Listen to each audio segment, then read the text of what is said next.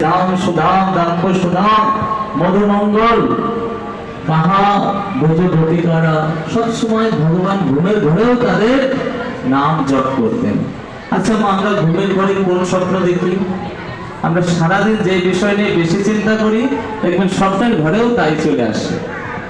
আর কৃষ্ণ সারা দিন নিয়ে বলছে মন মনা ভব মত ভক্ত মদিয়াজি মন নমস্কুরু, তুমি তোমার মন দিয়ে আমার চিন্তা করো, কৃষ্ণের চিন্তা করো। তো বলছে যোগীদের ভিতর শ্রেষ্ঠ যোগীকে, যিনি সর্বক্ষণ ভগবানের ধ্যানে নিজেকে কায় মন বাক্যকে নিয়োজিত রাখতে পারেন, তিনি হচ্ছেন শ্রেষ্ঠ যোগী।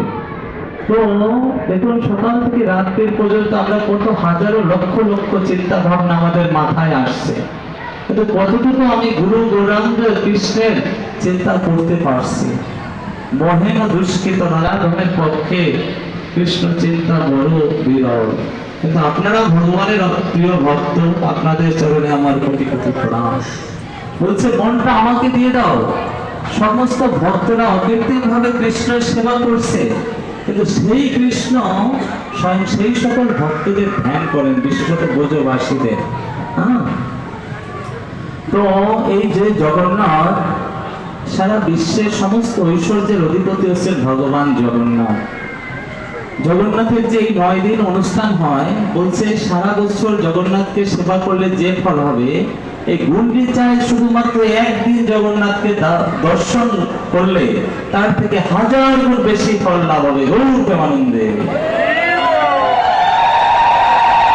এই গুন্ডিচা হচ্ছে স্বয়ং বৃন্দাবন তত্ত্ব, কারণ এখানে ভগবান ব্রজবাসীদের সেই প্রেম ও বিধুরাম নিশ্চিত সেবা করে। এই গুন্ডিচা মন্দিরে একবার প্রণাম করলে 1000 না লক্ষ গুণ বেশি ফল লাভ হয়। এই গুন্ডিচার কাছে আসা মানে হচ্ছে ভগবানের বোনাস কিংবা সংগ্রহ করা। তো বলছে সারা পৃথিবীর মধ্যে সর্বশ্রেষ্ঠ মেগা কিচেন হচ্ছে কোথায়?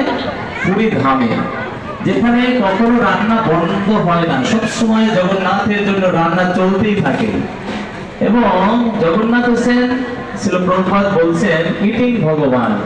তো রাজা ইন্দ্রদম্ন যখন তার কাছে ভোট চেয়েছিলেন, তখন বলছিলেন তোমার হাত শুকানোর আগে তুমি আবার প্রসাদ পাবে। এখানে জগন্নাথ 56 বার প্রসাদ ভোজন করেন। এখন জগন্নাথ দেখছেন যে আমার 56 বার কেউ ভোজন পরিতৃপ্ত হচ্ছে না, তখন কি করলেন? তিনি জগৎগুরু শিল প্রভুপাদকে পাঠালেন। তো আগে এই ভারতবর্ষ বাংলাদেশি রথ সীমাবদ্ধ ছিল। তো শিল প্রভুপাদ যখন 1966 সালে আমেরিকায় শুভ পদার্পণ করলেন বিশ্বে কৃষ্ণ ভাবানের নেতৃত্ব প্রচার করার জন্য, শিল প্রভুপাদের বিশেষ অবদান কি? তার হাতে কোনো পয়সা ছিল না, তিনি বৃদ্ধ 70 বছরের 3বার হার্ট অ্যাটাক করছেন। তিনি সন্ন্যাসী, পরিব্রাজক, বিশ্ব পরিব্রাজক।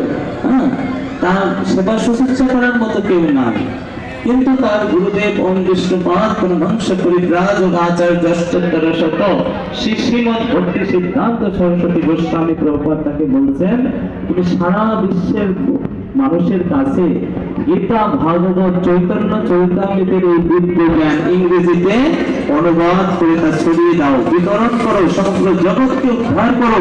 তুমি শিক্ষিত যুবক, তুমি এই কাজ করে জগৎ জীবের উদ্ধার করো। চৈতন্য মহাপ্রভু একই কথা বলছেন, ভূমিতে মানুষ জন্ম হইল যার, জন্ম সার্থক করি পরোপকার। সেই পরোপকারটা কি? সেটা হচ্ছে ভগবানের নিজেই হরিনাম জপ করতে হবে এবং অন্যকে হরিনাম জপে উৎসাহিত করতে হবে। তো জগন্নাথের মতো এরকম দ্বিতীয় অন্য কোন ভগবান পূজিত হন না। যদি বলেন কেন? কারণ সেই সত্যযুগ থেকে জগন্নাথ পুরী ধামে 3500-এরও বেশি পরিবার বা সম্প্রদায় রয়েছে যারা জগন্নাথের সেবা করেন। জগন্নাথ মন্দিরে যারা পূজা করেন ব্রাহ্মণ, তাদের বলা হয় পূজা পান্ডা। যারা জগন্নাথের জন্য ভোগ রান্না করেন তাদেরকে বলা হয় সুবরুয়া।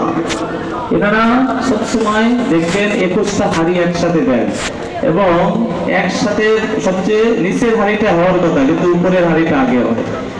এবং পুরী ধামের যে জগন্নাথের চূড়া, সেই 10 থেকে 20 কিলোমিটার ব্যাপী দূর থেকে সেই জগন্নাথের লীলা ধ্বজ দেখা যায়। বলছি কেউ যদি জগন্নাথের ওই চূড়া দর্শন করে তার জগন্নাথকে দর্শন করার সমান পুণ্য লাভ হয়। তো জগন্নাথ এত কৃপালু, সমস্ত ভগবান রাধা গোবিন্দ বলেন, জগন্নাথ বলেন, কি মানে কৃষ্ণ নিতাই গৌর বলেন, নৃসিংহদেব বলেন,